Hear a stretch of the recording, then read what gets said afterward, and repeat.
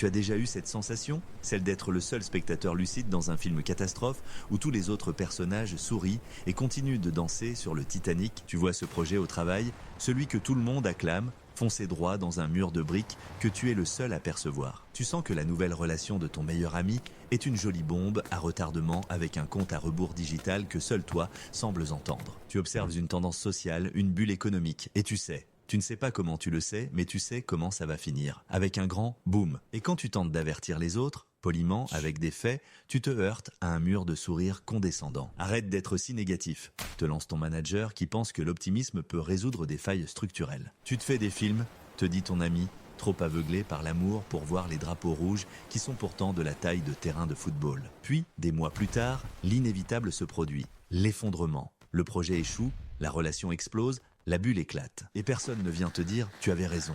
Ils sont trop occupés à balayer les débris. Toi, tu restes seul avec ce goût amer, celui de la Cassandre moderne. Si ce sentiment t'est familier, sache une chose. Tu n'es pas fou, tu n'es pas maudit, tu possèdes simplement une compétence cognitive rare et souvent mal comprise, la vision systémique. Ce n'est pas un don mystique, c'est une façon de voir le monde non pas comme une série d'événements isolés, mais comme un ensemble de systèmes interconnectés. La plupart des gens fonctionnent en pensée linéaire. Cause A mène à l'effet B. C'est simple, c'est rassurant. C'est aussi, la plupart du temps, complètement faux. Pourquoi? Parce que notre cerveau est une machine à économiser de l'énergie. Un paresseux magnifique. Pour naviguer dans la complexité du monde, il a développé des raccourcis, les biais cognitifs. Le premier coupable, le biais de normalité. Ça n'est jamais arrivé avant, donc ça n'arrivera pas maintenant. C'est la devise de tous les dindons jusqu'à la veille de Noël. Il nous fait croire que le futur sera une simple répétition du passé récent, nous rendant aveugles aux signaux de changement faibles mais critiques. Ensuite, il y a son cousin, le biais d'optimisme. La croyance irrationnelle que les choses vont juste s'arranger, que nous sommes moins sujets aux risques que les autres. C'est ce qui pousse les gens à ignorer les conseils de leurs médecins ou à investir toutes leurs économies dans une crypto-monnaie au nom de chien. Et le grand patron de l'aveuglement collectif, la pensée de groupe. Le désir d'harmonie et de conformité dans un groupe est si fort qu'il étouffe la pensée critique et l'évaluation réaliste des alternatives. C'est le fameux « tout le monde est d'accord, alors on y va ». Même si y aller signifie sauter d'une falaise tous ensemble. La vision systémique, c'est la capacité de résister à ces trois sirènes cognitives. C'est voir la falaise, même quand tout le monde admire la vue. Prenons un exemple concret, le monde de l'entreprise. Voici Marc. Marc travaille dans une start-up. Le PDG, un type charismatique avec des sneakers blanches, annonce le projet Phoenix, une refonte totale de leurs produits phares. PowerPoint, graphiques ascendants, applaudissements. Tout le monde est excité, sauf Marc. Marc ne voit pas juste le nouveau design clinquant. Il voit le système. Il voit que le projet Phoenix est construit sur l'ancienne base de données, instable et pleine de bugs, un château de cartes sur une table qui tremble. Il voit que l'équipe de développeurs est déjà en burn-out et que ce projet va les achever. Il voit que le budget marketing a été décuplé, mais que le budget pour le support client est resté à zéro. Alors, Marc lève la main. Est-ce qu'on a bien pensé à l'impact sur la charge des serveurs et aux ressources nécessaires pour former le support client? Silence de mort. Le PDG sourit. Marc, soit un team player, pense solution, pas problème. On verra ces détails plus tard. 6 mois plus tard, le projet Phoenix est lancé. Le site crash en 10 minutes. Les clients furieux inondent un support client inexistant. L'équipe de développeurs démissionne en bloc. Le projet est un tas de cendres. Marc, lui, avait déjà mis à jour son CV. Il n'est pas pessimiste. Il est systémicien. Ça marche aussi dans les relations.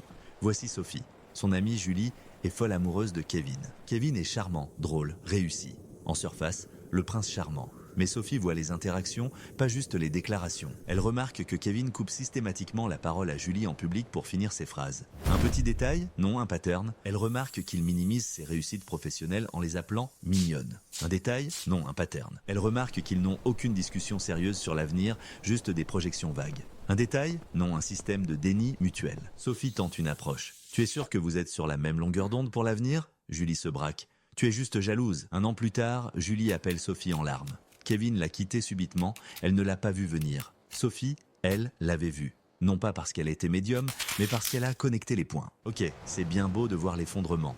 Mais comment on survit à ce don? Et surtout, comment on l'utilise pour construire plutôt que pour simplement regarder brûler? Voici un algorithme en 4 étapes pour transformer cette vision en super pouvoir. Étape 1, dézoomer. La plupart des gens ont le nez collé sur l'événement du jour. Toi, tu dois adopter la vue de l'aigle ou de Google Earth. Face à un problème, ne demande pas « Qui a fait ça ?» Demande quelles sont les forces, les structures, les règles en jeu qui ont rendu cet événement probable, voire inévitable. Passe de l'analyse des acteurs à l'analyse de la scène. Les acteurs changent, la structure de la pièce reste souvent la même. Étape 2, connecter les points. La vision systémique, c'est l'art de voir les liens invisibles. Pour ça, ton meilleur outil est une question simple. Et ensuite, on baisse le budget de la R et D pour augmenter les profits ce trimestre. Et ensuite, moins d'innovation. Et ensuite, les concurrents nous dépassent. Et ensuite, les profits s'effondrent dans 2 ans. Cette pensée de second, troisième, énième ordre est ce qui sépare le tacticien du stratège.